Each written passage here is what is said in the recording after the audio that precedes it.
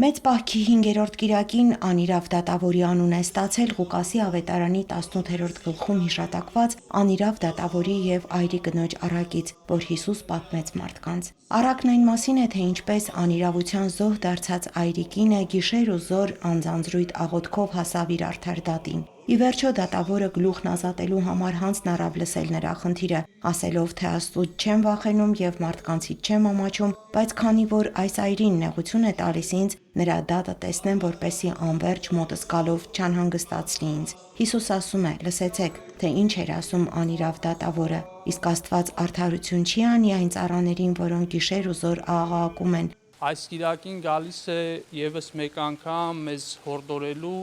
որ մենք անդրադարձ ունենանք թե մեր կյանքի վրա, մեր ապրելակերպի վրա, այնպես էլ մեր աղոթքի վրա, որովհետև շատ ժամանակ մենք մեր աղոթները ուղղում ենք Աստծուն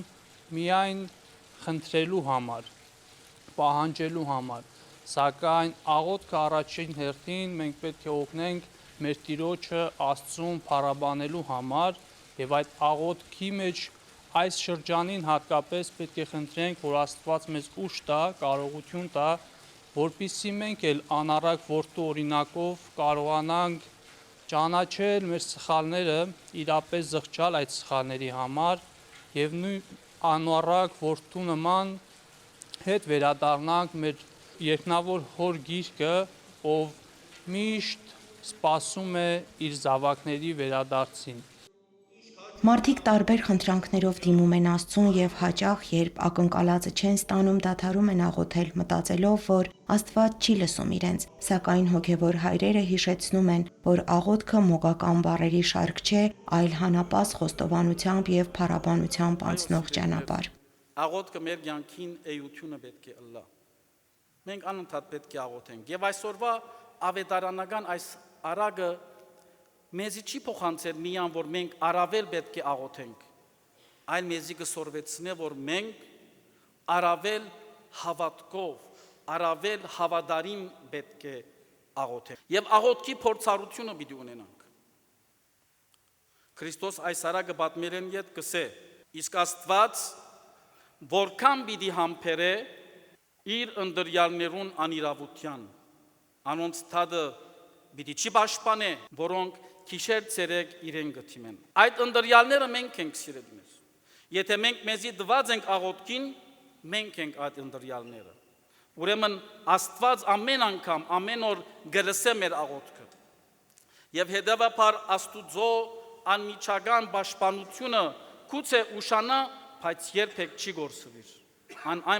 Անպայման կհասնի։ Ուրեմն աղոթի եւ աղոթական այս մեր պատրաստության մեջ մենք պետք է թասեր ունենանք սորվելու։ Անոնց մեր առաջինը սիրելիներ խոնարհությունն ու վստահությունն է։ Այրի կնոջ եւ դատավորի մասին առակում հիշեցվում է նաեւ Տիրոջ երկրորդ գալստյան մասին։ Առակը պատմելուց հետո Քրիստոս ասում է. իսկ երբ մարդու որդին գա, արդյոք երկրի վրա հավատք կգտնի։